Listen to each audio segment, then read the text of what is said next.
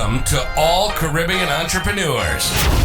If you've been ready and waiting to take your business digital and get paid online while you sip something strong on the beach, this podcast is for you. We'll hear from the Caribbean's finest entrepreneurs on topics like e-commerce, business development, brand building, social media, their wins and failures. This is the only place in the region helping you navigate the digital age from the Caribbean's perspective. This is Digipreneur FM. And now, let's give it up for the Digiboss himself, Mr. Karan Rose. Thank you to everybody tuning in to another episode of the Digipreneur FM podcast. As usual, it is your boy back again, Mr. Rose. DJ, you know what to do. We gotta talk to the people, DJ. We gotta talk to the people. Fade us out. Hoo-wee. Saturday, July 2nd, 2022. We made it through half of the year, folks. We made it. Look, mama, we made it. We made it halfway through 2022. I know many of you were like, man, how are we going to get through 2022? How are we going to make it to see July? Oh my goodness. And if we blinked twice. And here we are. Listen, 2022 is on fast forward. It has been just speed. But you know what? June was an amazing month. If June was an amazing month for you, I need y'all to give yourself a tap on the back. You got to give yourself you get an air horn for me. Give yourself a tap on the back if June was an amazing month for you. If you felt like, man, June was rough. It was rough out here in these streets. You know what? You've made it to another month. It's going to get better. But now is the time where we got to do things differently. If you felt like June was rough, that is the wake-up call that we got to do things differently. And the good news is that there are so many options for you. Things that don't require money to learn or to get started with. They're just going to require you to be fed up enough to want change. And it's going to require your time and dedication. So, on the Digipreneur FM podcast, we talk all about, skills, digital skills, businesses, the whole enchilada, right? To ultimately help you grow your business online or learn new skills to build yourself and just do things differently, but learning how to leverage the technology that we have access to be able to tap into e-commerce or the gig economy or the freelance economy and participate in the global economy. And I think, June was like a big wake-up call in Trinidad where I think almost every week with the news of rising prices in food and gas and just everything, right? Cost of living has just gone through the roof everywhere in the world. But it's definitely dominated the headlines here in Trinidad and Tobago. And everybody kept on saying this one thing: cost of living going up, but our salaries are not going up. And I just want people to realize that your salaries are never going to go up just like that. Because at the end of the day, everybody's costs are going up. As your costs are going up, the business's costs are going up. And unless you want, and this is where employers, remember too, right? You are still working for a business. There are still people in these decision-making powers who have to make a decision in order to grow the company, right? And not all businesses are growing the way that they could or should be. So they're not all in a position to pay out more money and whatnot, right? They're not. So more money isn't always going to come from your salary. More money is going to come from, are you knowledgeable enough to go out and make it? And there's tons of ways to go out and make money. If you ever get an opportunity, well, not if you get an opportunity, but one thing you should do at the end of this podcast, at the end of the podcast, I said, or yeah, at the end of the podcast, jump on Google and, type in the 8 different types of revenue sources. The 8 different types of revenue sources. And you will see how there are people that, how they make money. Earned money. Your earned revenue. The money that you gain from employment, like you trading hours for dollars, is one of the worst ways to earn money. It's the easiest because it requires the least amount of effort and thought. And that's crazy because, again, you might have to go to school for your job and get certified or get degrees and whatnot to get a certain position. But it doesn't matter what your position is. Earned income is the worst way of generating money. It's just the easiest. It's the one that, they teach us about in school, right? But if you learn about the different types of income, then you will start to see that, wait a minute, there are different ways to earn income. And if you start to learn about those different things, your fortunes can change, right? Your outlook on life can change. I was having a conversation with a friend this week, and she was showing me that, she's starting to learn about investments, and she is looking at purchasing some stocks in FCB, one of our banks in Trinidad and Tobago. They're looking to sell shares. And she was doing some homework and seeing if it made sense for her to go and purchase, right? And she was asking me, hey, have you purchased stocks or have you got into it? Now, I know if Kalila Reynolds out of Jamaica is listening, she's probably going to be like, yeah, Karen, have you purchased stocks as yet? That's her thing. And I told my friend, I'm like, no, I have not as yet because I haven't reached that level yet. She's like, what do you mean? She's like, anybody could start, like, and you need to start. If we're talking generational wealth, you need to start getting in stocks. I'm like, listen, I know, right? I'm looking at all the different types of income that people can create, and I'm trying to master what I can. And the reason I want to master it before I move on is because every type of income requires a level of information and study. And I've been so dedicated to learning, passive income through e-commerce, all right? And I've been learning how to, buy back my time, learning how to be able to get paid a lot for my time, or more for my time, I should say, and then learning how to create passive income through e-commerce.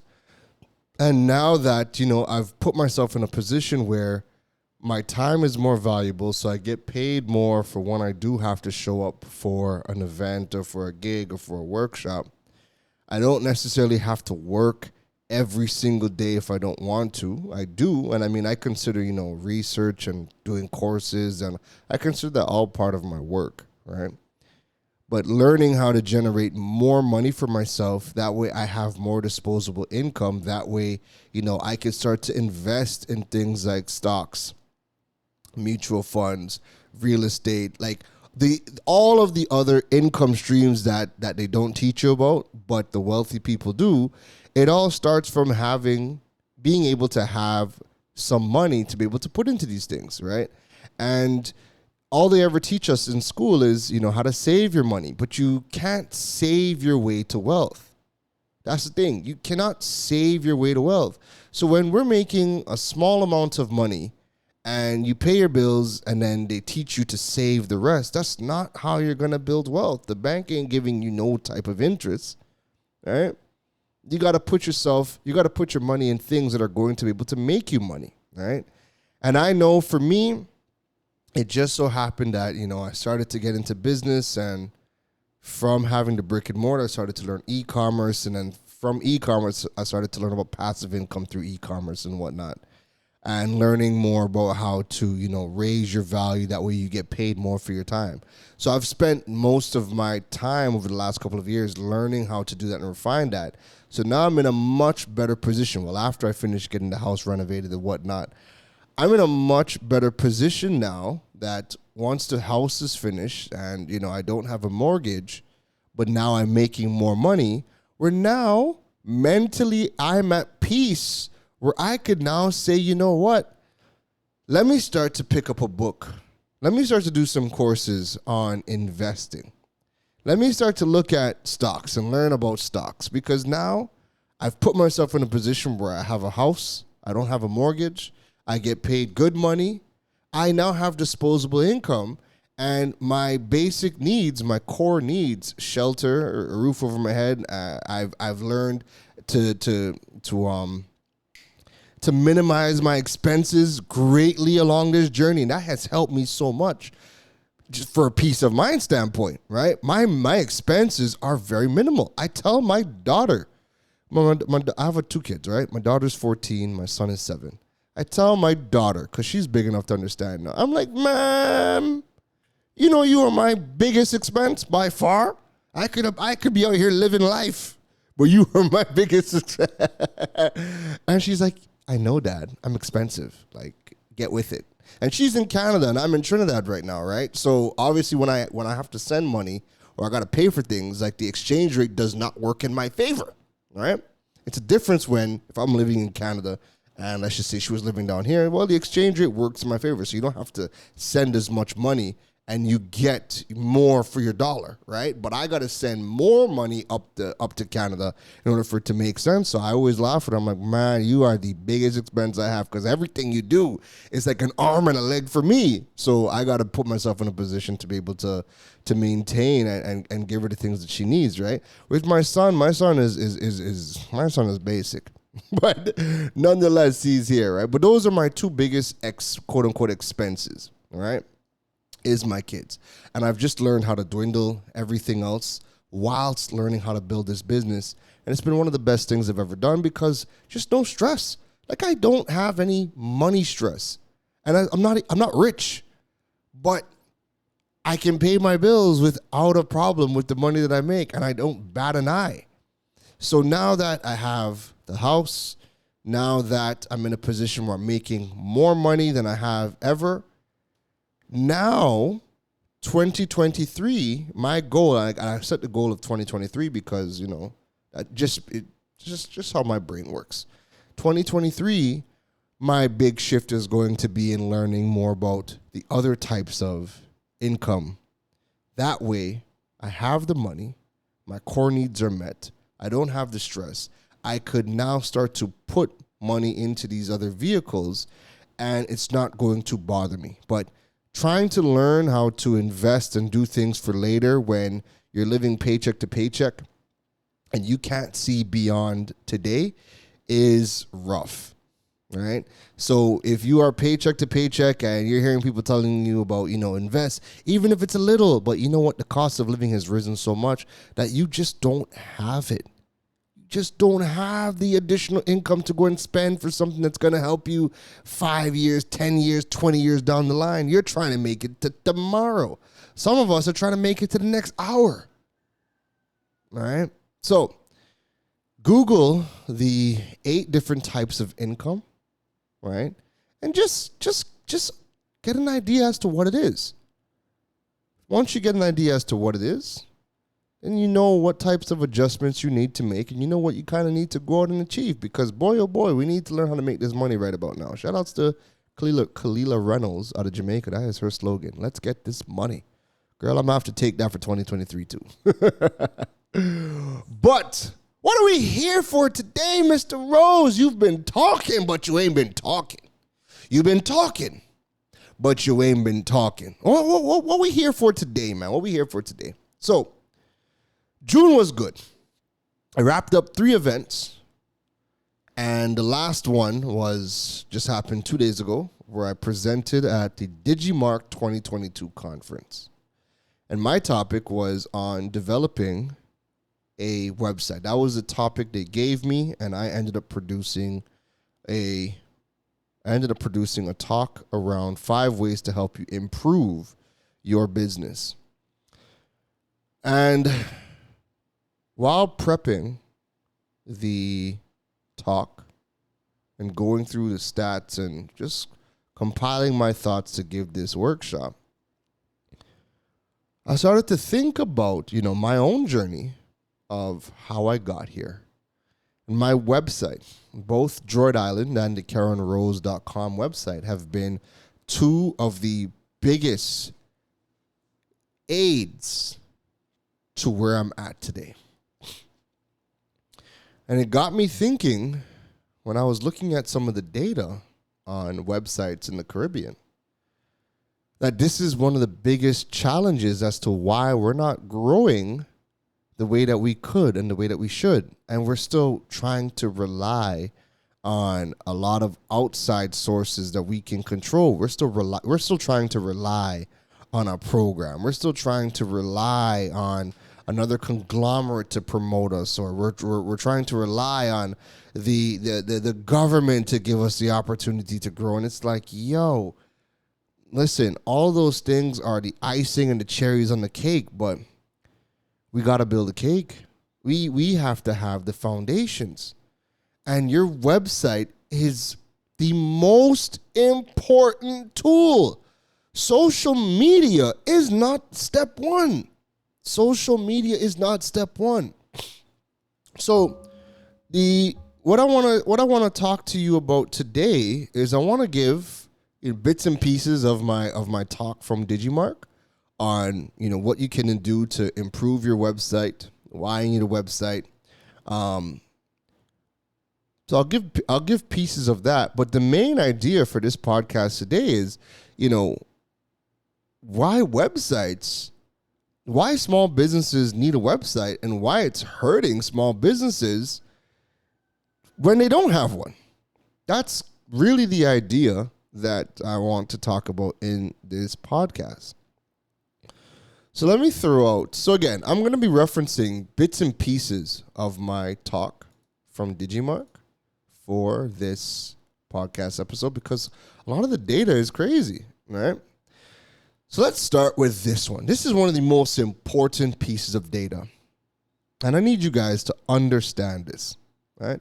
When I talk about websites, your understanding, if you're in that bucket or that group of people who feel like, I don't need a website, I have social media, and you don't understand, trust me when I say this, you categorically do not understand how people buy. You categorically do not understand how people buy. And you might be doing okay. But I know you're working your ass off to just do okay.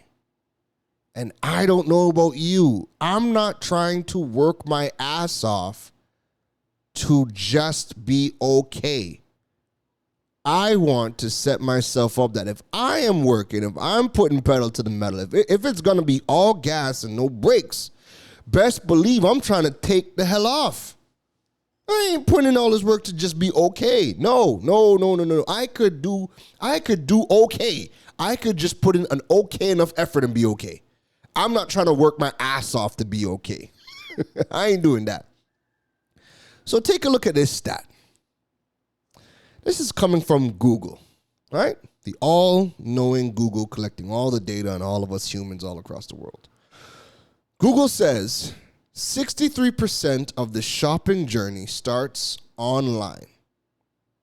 And this is one of the most interesting online shopping statistics because every 10 shopping journeys begins online. So 63% of all shopping occasions begin online with a Google search. Okay? Now, when you go on Google and you type in anything, it does not matter, right?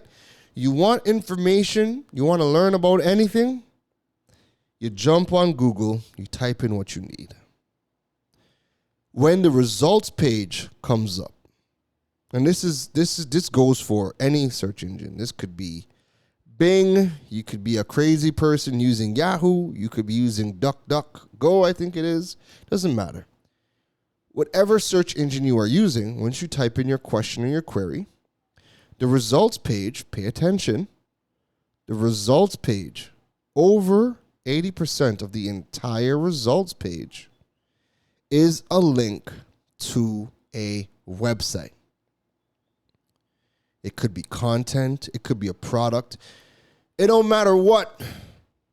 But the result is it's a link to a website. The other things that show up on a Google search page is images. And those images are indexed from a website. If it's videos to YouTube because YouTube is a part of their search engine. Or it's a link, it's a link to a podcast episode because Google Podcasts is also part of the Google search engine, right? So podcasts show up as well. They have a podcasting section. And for social media, the only thing that shows up for social media is your tweets because Twitter and Google have a data sharing agreement to index your tweets.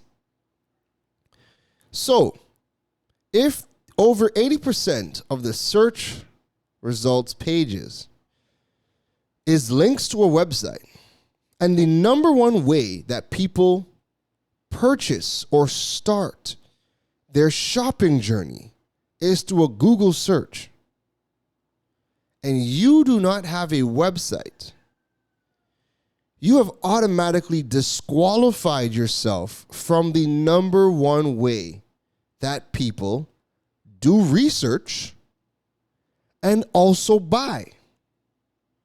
You're not even participating because your Instagram posts are not indexable by the search engines. It's not going to show up.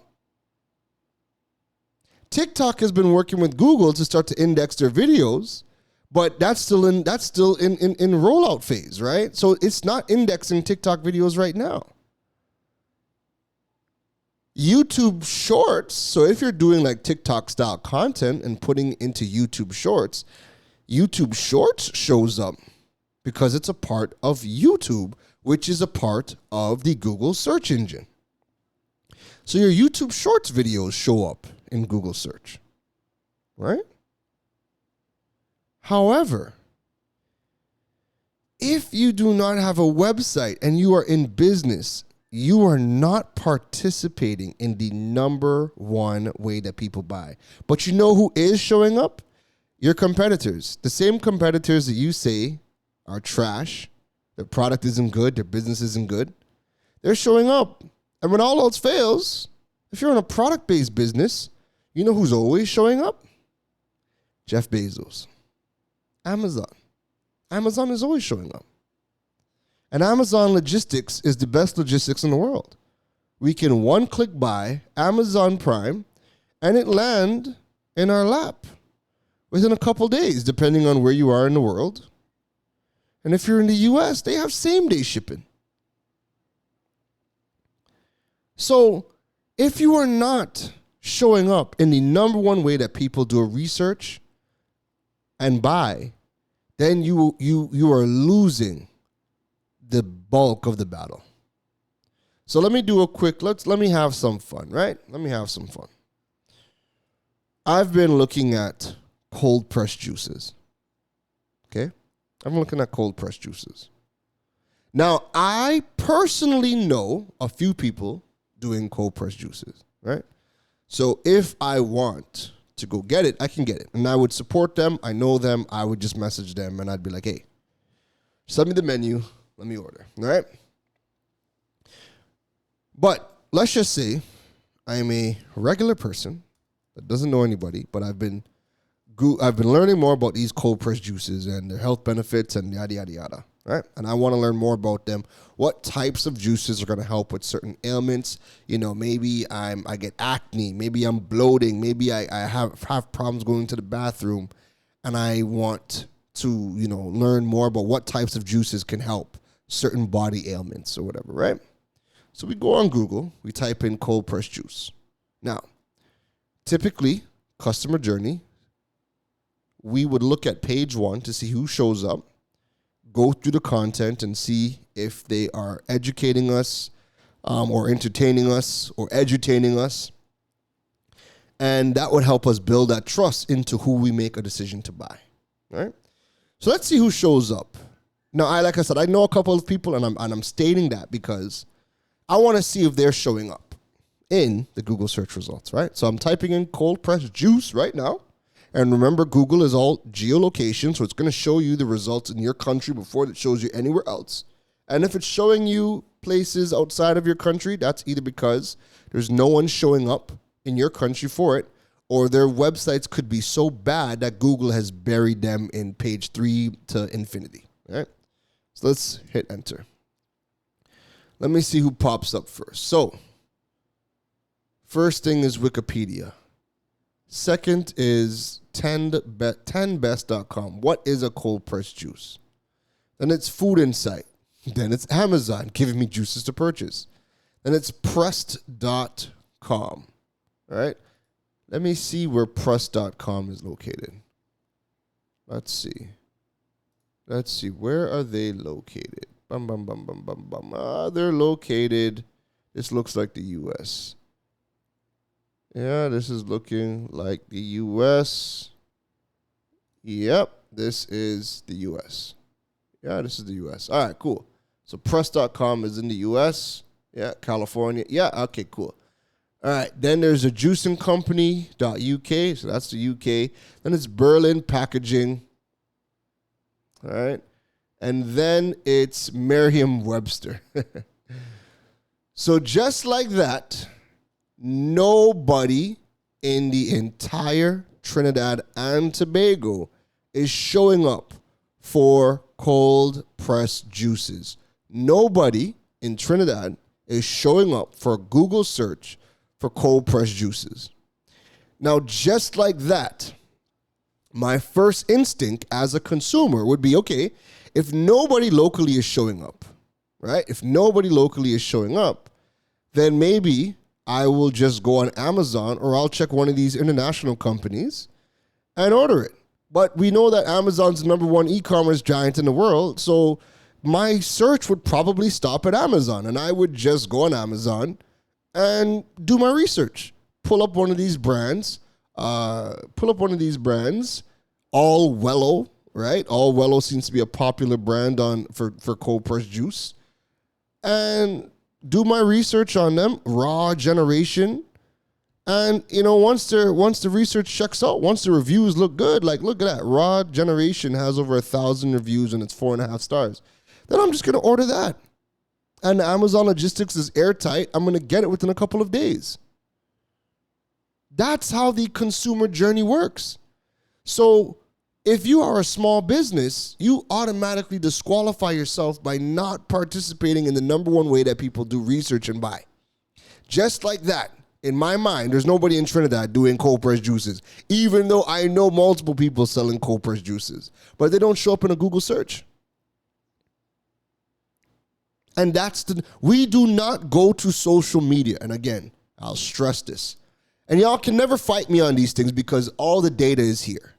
We do not use social media as a search. It's not built for search. So we're not going to go on Facebook or Instagram and type in where to buy cold. It doesn't work like that. That's what Google is for. You will then, when you find a brand that you like, you'll search for them on social media and see what their social media is saying and see what the people are saying. But you learn about these brands from a Google search. And you don't learn about a brand by typing in the brand. You learn about a brand by typing in your problem or your desire. Juices to help me lose weight. Can juicing help me lose weight? You're typing in those types of queries. And that would lead you to a page from one of these brands giving you information about how juicing can help you lose weight. And then their call to action might be, hey, check out our Sweet Greens 7-day juicing package that is designed to help you lose weight. And you're like, well, this brand has edified me enough. I built some trust. I'm jumping on their social media now. I'm checking out, what people are saying. I'm going on Amazon checking out the reviews, and you start to do your research. And once you feel comfortable, you come back to Amazon or you go back to their website and you make the purchase. That is the global way that people purchase. So if you are a small business, not having a website hurts because people start their journey on Google or on Bing or on Yahoo and work down the line from there. Here's another interesting stat. Google says 88% of people who conduct a local search on their smartphone visit the store of the brand within a week. That's insane. That's insane. 88% of people who do a local search, on Google, looking for the brand, or again, maybe they've done their homework, or they're looking to do their homework, and then they find a brand, and then they type in the brand's name. 88% of people visit that store within a week. That's insane. And remember, Google is tracking all of our steps. They're tracking our locations. Google's out of timing and will send you, hey, how was your visit to Burger King? Like, Google, I did not need that. Google's always sending you the emails as to how was your stay. It's tracking everything. It's calculating how much time for when you searched for X, Y, and Z, and if you visited that spot and how long it took. It's calculating all that. Google calculates how many times does your business get phone calls? How many times people are clicking on the call button from Google? What days of the week, what times of the day they're calling? Google calculates all of that and sends you a report once you sign up for Google Business. So you get all that information once you have Google Business, but Google is still calculating all that information. Whether you get it or not depends on whether or not you've signed up for Google Business and, whether you're looking for it. But Google calculates all that information. And that's why it can give us some amazing, incredible insights on consumer data. Right? Another reason why you want to have a website, especially as a small business owner. So Trinidad and Tobago's population, let me just Google, right? I like to work with numbers and data. So let's see. Population of Trinidad and Tobago. Google says as of 2020, we are at essentially 1.4 million, right? As of 2020, 1.4 mil. Okay, cool. Now, the amount of domains registered from Trinidad. Now, I'm saying domains registered because we have a firm number of that, right? Every number registered from out of Trinidad. What we don't know is how many of these websites are active. So I could tell you how many domains are registered, but I don't know how many websites are actually active, because people buy domains all the time. You have people who do domain arbitrage, where they buy a bunch of domains and they just hold it and look to flip it, right? So registered domains is not indicative of how many active websites. It's not indicative of how many of these websites are businesses, all right? I'll probably do another episode. Probably do a part 2 of this, because there is a report. As I'm saying, I just remembered. I have the data on how many websites are built with Shopify, Wix, Squarespace, WordPress out of each country. But I don't have that in front of me, and I don't want to go looking for it right now while I'm recording. So I'll do a part 2, and I'll bring that information to light. But what I do have in front of me is how many domains are registered out of Trinidad and Tobago. And of a population of 1.4 mil, only 16,384 websites or domains are registered from Trinidad.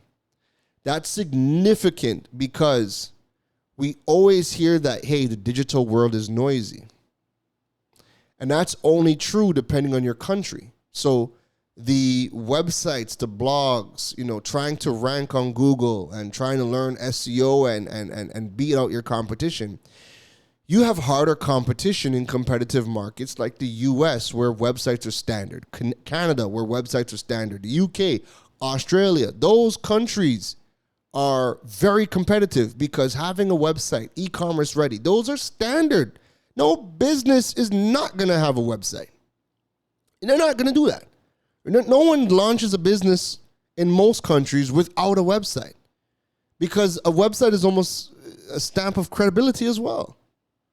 And it's one of the top ways that people buy. So no one launches a business without a website. But in the Caribbean, we still try to teach people, or we still have people arguing that, no, I don't need a website. I could just use Facebook. No, you cannot. No, you can't. And when you learn as to how digital works, you would understand how crazy that sentiment is. So 16,384 domains are registered in Trinidad. We don't know how many of these domains are businesses and how many of them are active, which means there's no competition online with websites. Meaning you can create your website, get your products listed, create your content, and you're going to have little to no competition to showing up on Google. However, when we do market research and we look at the different industries and what people are searching for, people are searching by the millions, the thousands, the hundreds of thousands, the hundreds even, for things in your niche. They're looking for things. They are looking for it. But because there's businesses, the majority of businesses do not have websites, do not produce content, and are not showing up on Google, we only ever get served information from another country. And predominantly, we get a lot of U.S. information. But that's why. Because Google isn't seeing any information coming from Trinidad to show it to us. And that's why small businesses are losing greatly. That's why people feel like, their businesses can't see their way, or they're not growing the way that they want to grow, or they have to do so much content producing on social media. And that's the other thing. Right? When you don't have a website, you then submit yourself to the rat race of social media. You have to produce content every day to stay relevant on social media, because after a week, social media buries your content, never to be seen again. When I was at the Digimark, I took a poll in the room. I'm like, how many people here scroll? Like, if you go on social media, how many of you guys scroll through a business's social media past 10 to 15 squares? How many of you guys are digging up a year's worth of content? Nobody, except one psychopath. I'm joking. One person said that he goes back far in social media because it's his job and he does it for research. So he gets paid to do that. Everybody else was like, never. Nobody goes back through a year's worth of content on social media. Right? And after a week, we've talked about shelf life of social media content. 18 minutes being the shortest with Twitter, right? Instagram being 2 days, all right? TikTok is a bit more. I'm going to find out what the shelf life of TikTok content is and see if that research has been done. But the longest was LinkedIn. The longest was Pinterest. Pinterest is a week. Before it dies. And most people are not on Pinterest, right? However, there's no shelf life for the content you put on your website, which is why you'll jump on Google, type something in, and you'll read an entire article. And that article came out in 2015, but the information is still relevant today. And the number one, every single month for the past few years, the number one piece of content bringing the traffic back to my website is my work on e-commerce. Articles I did about e-commerce from 2018 bring me my most traffic to this day, years later. And it's only growing because more people are getting into e-commerce today than they were back in 2018. So there's no shelf life for content on your website. It's always going to show up because of how the search engines work. Once you are providing the information that people are searching for or the products people are searching for, and you have a website and you learn a little bit of SEO to optimize it to show up on page one, then you're going to be found.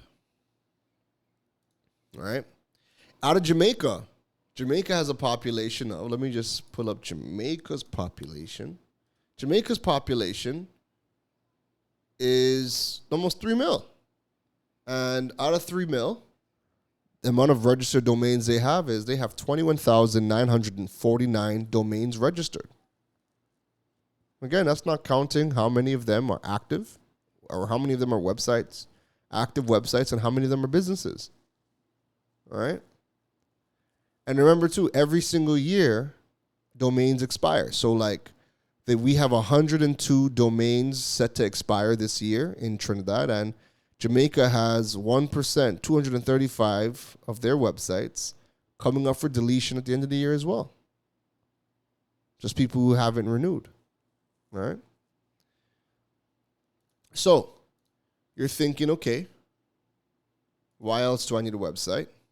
So, I'm going to give you guys 4 other reasons why, as a small business, you need a website, because not having it is hurting you. So, 1, it's credibility. Like I said before, throughout the rest of the world, if social media is not enough, a website gives you that stamp of credibility. It shows that you are not a fly-by-night operation. All right? It's kind of like the blue checks on social media, right? So we know that this is an authentic business. But to get that blue check, there's a lot of work that has to be put in to get that blue check, right? And it helps build trust to your audience. Number 2, your digital home. This is where all of your information is going to be found. Your content should be here. People should be able to Google what juice helps with bloating. And your website shows up with a blog and an embedded video from YouTube, breaking it down, yada, yada, yada. And then call to action, hey, check out this 7-day juice kit. And I go and purchase. I add to cart and purchase.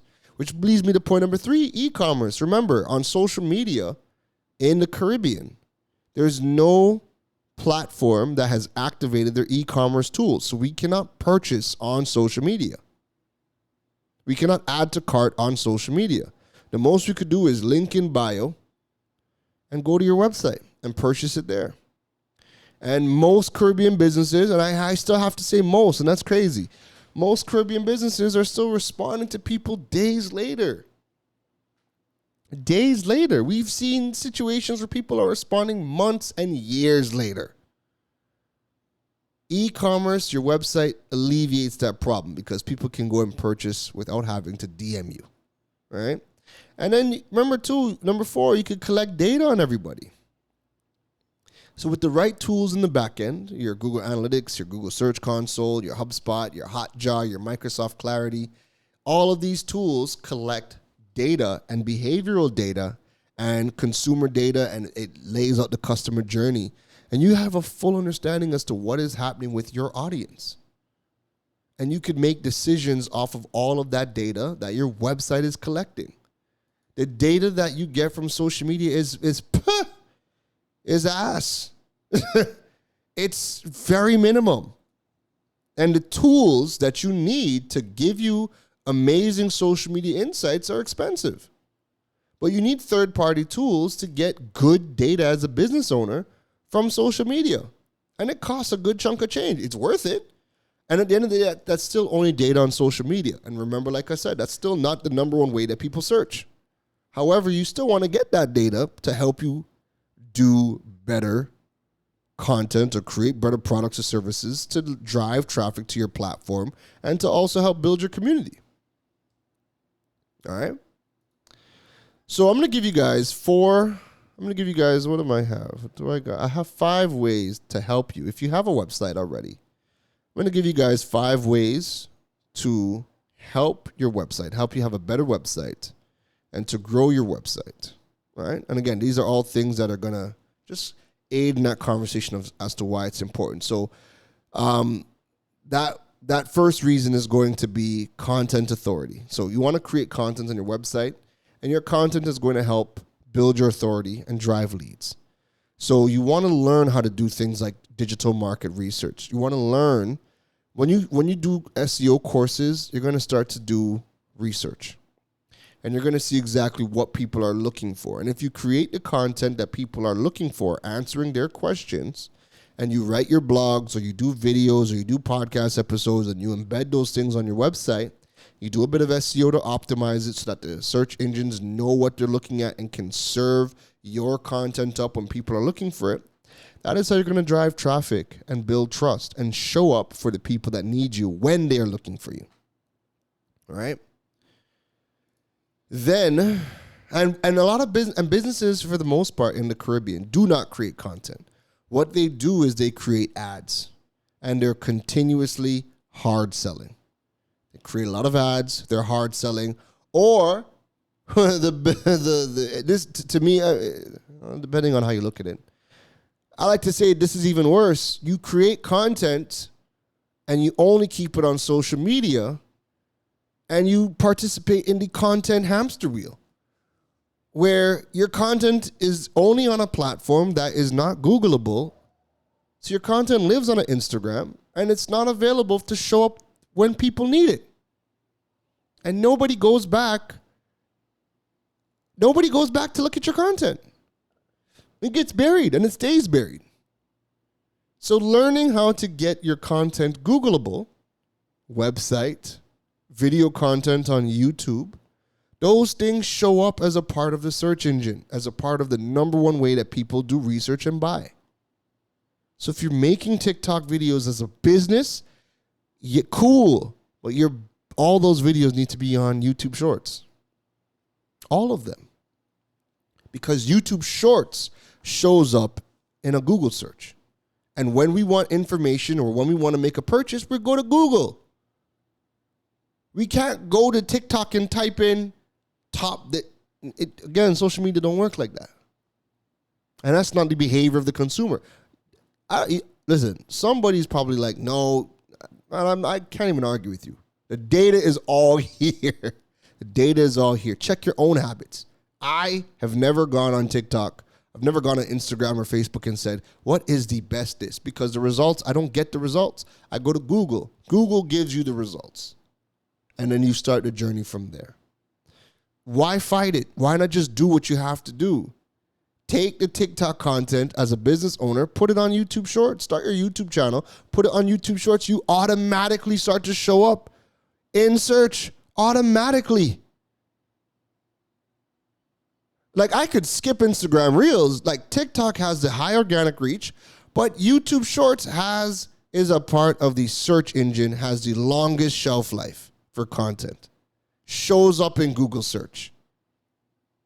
I get clients off of, they've Googled a video that I did, a YouTube short video that I did last year, months ago. And that was just a repurposed TikTok video. So don't fight it. Just do it. Take your TikTok videos, put it on YouTube. Start your YouTube channel, put those videos as YouTube Shorts. YouTube Shorts are only 60 seconds, so be wary of that. Right? But you get more reach as a business owner. And then on top of that, in the description of YouTube, you can put your links to your website. So whatever you're talking about, they can click on the link and purchase. All right? Second thing you want to do if you have a website is you want to ensure that it is mobile responsive. So in Trinidad alone, 45% of all traffic comes from a mobile device. 46% from laptops and desktops. 7% from tablets, and the other remaining percent is from gaming devices. So you want to ensure that your website is mobile responsive. There's a lot of websites in Trinidad that are not mobile responsive. And Google also uses your website being mobile responsive as a major ranking factor. So Google and Bing and Yahoo rank your website, and if it passes their mobile tests, that's a big ranking factor. So your website could not be fully optimized for mobile, and Google just kick your stuff to page 2, page 3. And remember, if you're showing up on anything but page 1, your competition is getting the calls. Your audience is doing the research on your competition. All right? So you want to ensure that your website is mobile responsive. Work with any developer to ensure that your website is mobile responsive for tablets and through to smartphones. Third thing that's going to help your website grow is learning SEO. Listen, I need everybody to learn SEO, the fundamentals of SEO. Search engine optimization comes in 3 parts. The first part is on-page SEO. So this is the practice of optimizing each page on your website to improve your ranking on the search engines and increase your organic traffic. So that's activities like publishing high-quality content, number 1, right? Publishing high-quality content that answers the questions and queries of the people who are doing a Google search or doing a search on the search engines.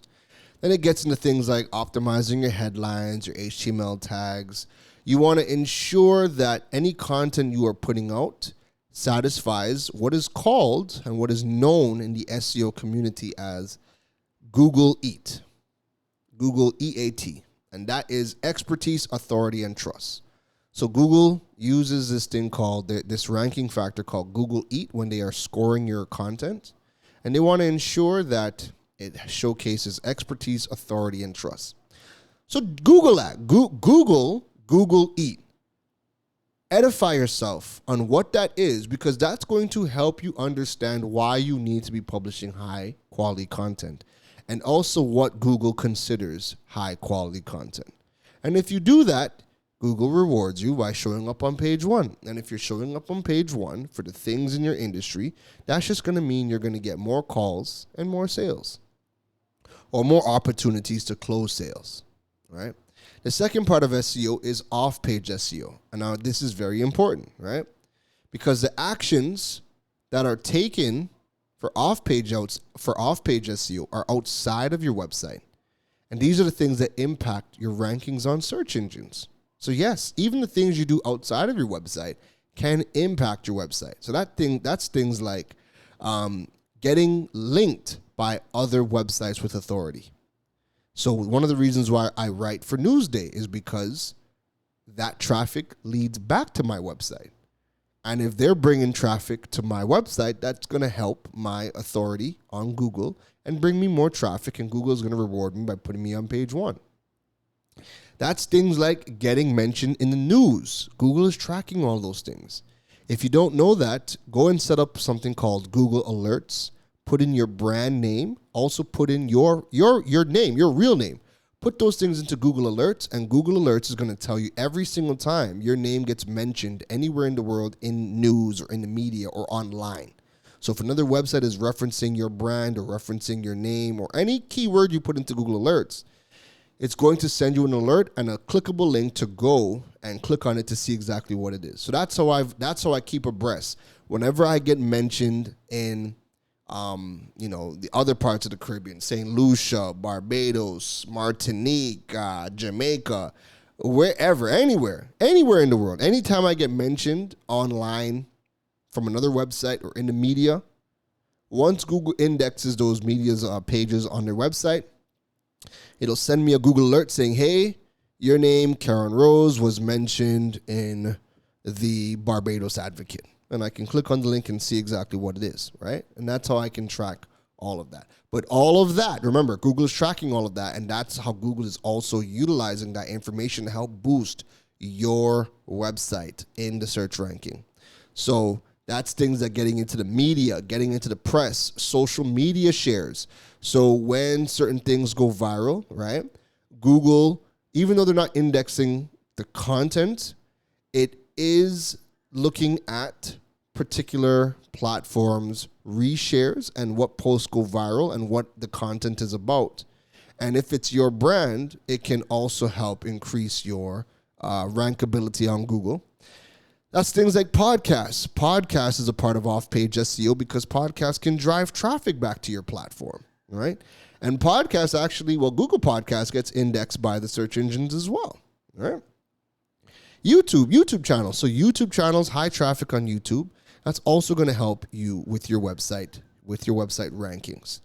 So that's what off-page SEO is. And then the third part of SEO is technical SEO. So technical SEO refers to improving the technical aspects of a website in order to increase the ranking of its pages in the search engines, making it faster, easier to index or for Google or the search engines to understand. That's really the key part of search engine or technical SEO, is creating a website that the search engines understand. This involves things like your page speed. So Google ranks your page speed. If a page is taking too long, your website's taking too long to load, that's going to lower your ranking levels on the search engines.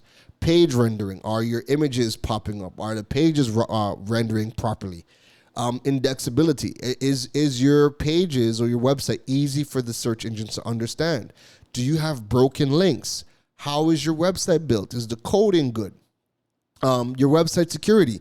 Do you have an SSL certificate? There's a lot of websites that do not have SSL certificates, but guess what? Google is promoting security, and they downrank your website for not having something as simple as an SSL certificate, right? Do you create your content on your website utilizing structured data? Now, again, these are things that are on the technical SEO side, but Google is looking at all of these things, regardless of whether you know about SEO or not. Google is utilizing all these things to rank your websites. Do you have XML sitemaps, right? Google is looking at all of these things to rank your website. So you could have a website and don't want to learn none of these things, or you don't want to hire anybody to do any of these things, but that's okay, because guess what? When you get pushed to page 2, 3, and infinity, your competitors will show up and they'll get all your business. And remember, your competitors are not just your local competitors. You're competing globally. So I put in cold pressed juices. Nobody in Trinidad showed up. So where would I go and buy it? I'd go on Amazon and buy the cold pressed juice. And that money went to a company outside of Trinidad and Tobago. So understand that you're not just competing with the local market. Because of the digital age that we live in, you're competing with the internet. You're competing with everybody around the world. There's nothing stopping your audience from buying elsewhere. They do not need to buy from you or your local competitor. Understand your competitor is not just your local competition. Something as simple as cold pressed juices. I know people right here in Trinidad that have cold pressed juices, but nobody is showing up for cold pressed juices on page 1 of Google, and they would have just lost my business to somebody on Amazon in another country simply because they're not showing up, and I could add to cart, buy, and it show up to my doorstep in a couple days. All right. The fourth thing you want to have on your website to improve your website, right, is the data tracking tools. So I had mentioned a couple of tools earlier on, and I'll just repeat that. But that's things like Google Search Console. That's going to show you how your website's performing on Google Search. It's also going to show you how your audience is being found, or how you are being found by your audience, the top queries, what countries, what pages are generating the most traffic for you on Google Search, and much, much more. Things like Google Analytics help you understand your consumer behaviors when they land on your website. Also helps you with customer segmentation, so you could properly build your customer ICPs. A third tool that I use, HubSpot. That's one of the key ways for you to understand the customer journey. How did they find you? What platform did they find you? How much money are they spending with you? It helps you with customer segmentation. Now, HubSpot does so much more. It's worth just jumping on HubSpot Academy and just taking their courses and learning how the tool can help you. All right. And then the fourth tool I'll give you guys is Hotjar. Hotjar gives you a visual of the behaviors and actions people take on your website. You can see what they click on. You could see how they're scrolling, what they are ignoring on your website. Through the heat maps, they also give you recorded user sessions. So it's going to randomly record somebody's scrolling session on your website, so you can see how they behave on your website. And that's going to allow you to optimize your user experience on your website. And the fifth thing that you guys can do to improve your website is get it e-commerce ready. Ensure that people are going to be able to purchase on your website. Remember, social media in the Caribbean, nothing has been enabled for us to get settlement on Facebook or on Instagram or on TikTok. You want to have your website direct people to the platform. That way people can purchase. I might see something amazing on your Instagram or on your TikTok. I should be able to click your link in bio and go purchase the product right then and there. And you need to have that because, remember, I cannot add to cart on Instagram. There's no Instagram shopping in the Caribbean. There's no product tagging. I cannot pay for your products or services on Instagram. And leave it to, and again, we got to get away from the DM for price and the DM to place your order because guess what? There are businesses, majority of the businesses, you DM them and you're not getting response back forever. It took me, listen to me, I'm not going to name the company. They had a product I wanted, and it's a product I want to support.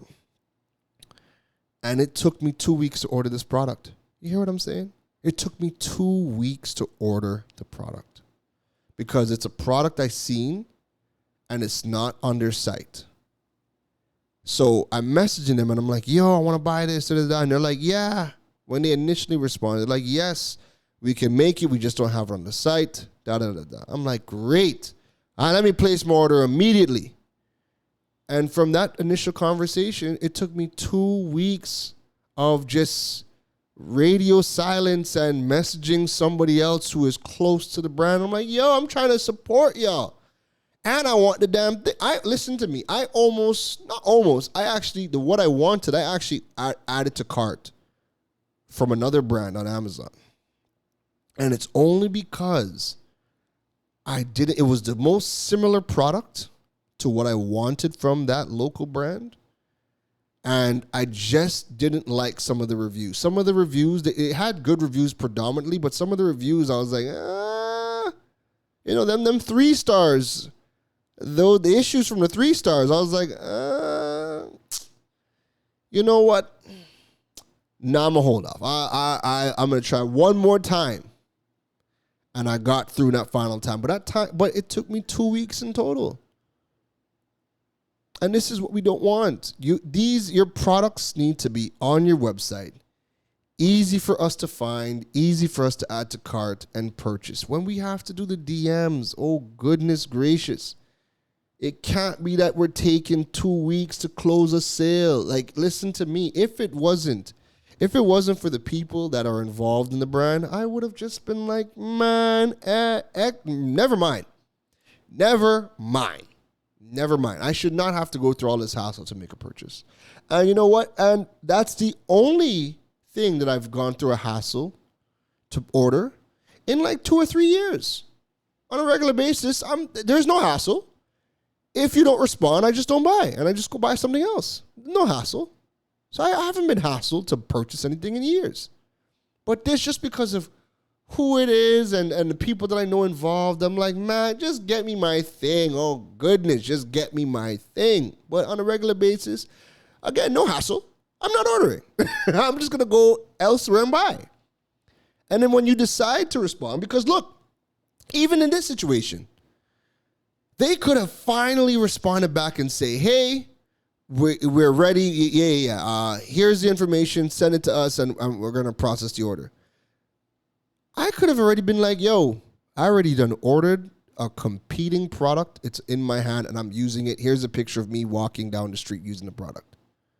And it would have been their loss.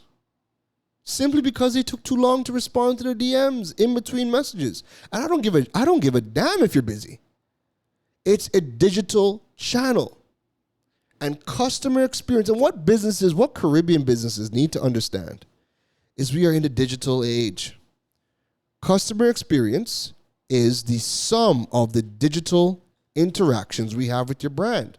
So as far as I'm concerned, guess what? My interaction with the brand was horrible. My interaction with the brand is horrible. And it doesn't even matter that I know the people involved. I'm going to talk to them about it offline. But the interaction was horrible. It was terrible. And then what's going to happen is, now here's the real headache, right? Their product, it's a local product.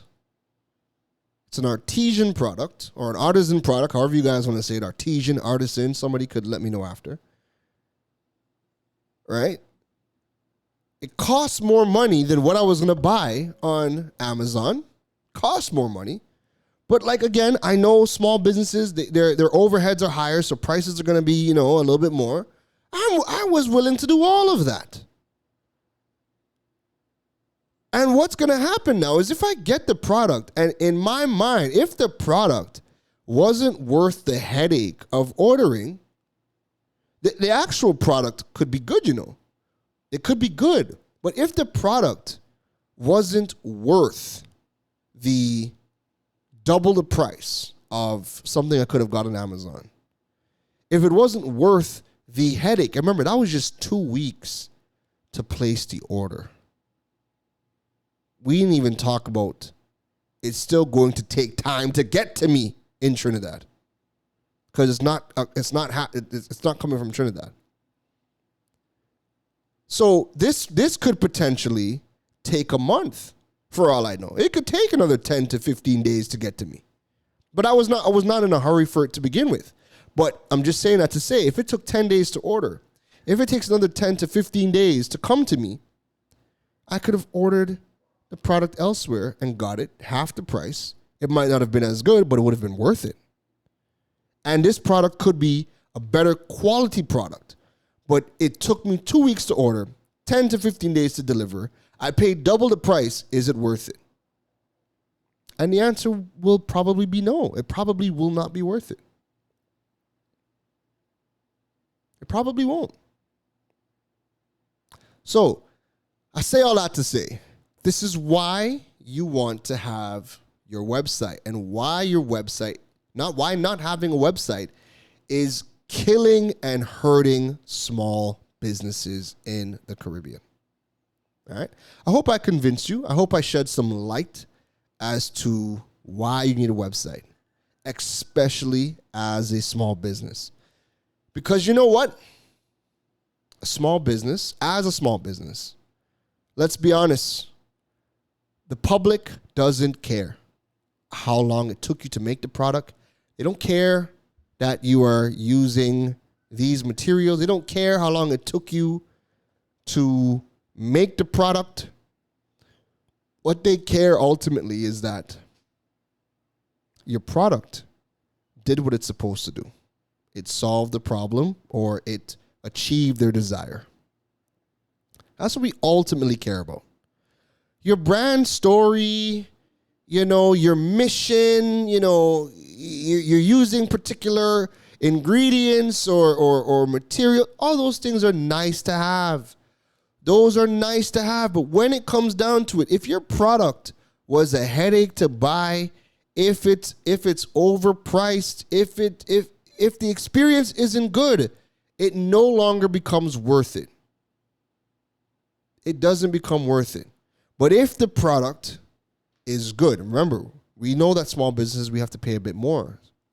So if the product is good, if to buy it was easy, if I got it, if the experience was good, then guess what? Your mission makes me feel a lot better. I'm happy that I supported you. All them fancy materials, yes, I'm happy that you guys are using all these. I'm happy with everything. But once the experience is not good, all that stuff goes out the window. Because when I go on Amazon and purchase the same product, half the price, the materials are not the same materials. Listen, it's worth it. It would have been worth it. I would have got it when I wanted to get it, or I would have got it in a better time frame, no hassle. And a small business does, and guess what? Even when you have a bad experience on Amazon, we still go back to Amazon. However, when you have a bad experience with a small business, you've just lost a customer. We just don't give small businesses another chance. We just don't. We do not. We don't.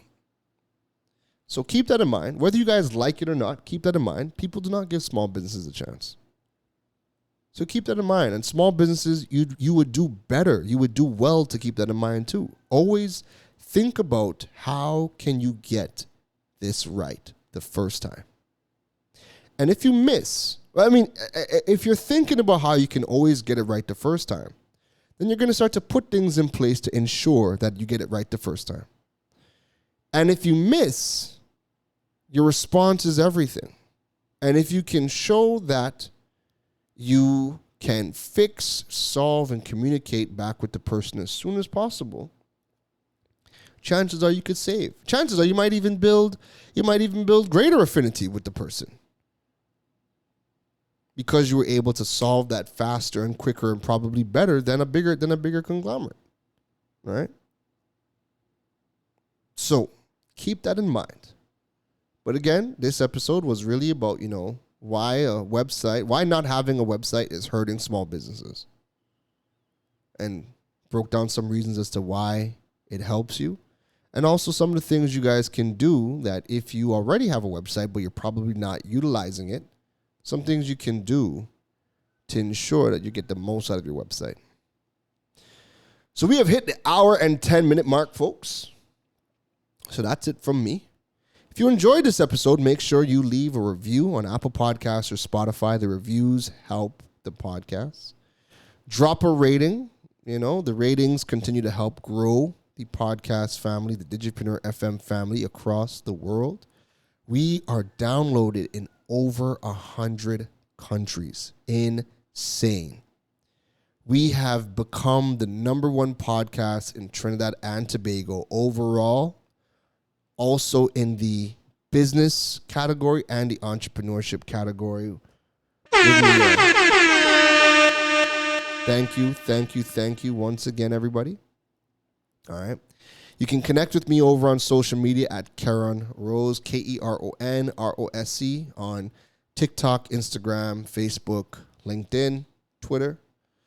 You guys can also check out the KeronRose.com website to learn more about building your digital presence and monetizing your platforms. And last but not least, check out the Digipreneur.fm website to stay up to date on all things happening with the podcast. That's it from me, folks. Have a happy and wonderful July. If you killed it in June, let's keep that momentum, all gas, no brakes, right? And if June was tough, let's figure out ways to make July better. And if you were listening to this podcast from start to finish, I hope that this set your July off on the right foot to help make your July better. Take care! You've been listening to the Digiboss, Keron Rose. We hope your notepad was filled after this episode. Make sure to like, rate, and review the show. The learning doesn't stop, folks. And to make sure you don't miss any gems from the Digiboss, go over and follow him on all social media platforms at Keron Rose. Folks, don't just sit there with a notepad. We need you to implement at least one thing into your business before the next episode. That's the only way your business levels up. Thanks for listening to Digipreneur FM. Now go be great.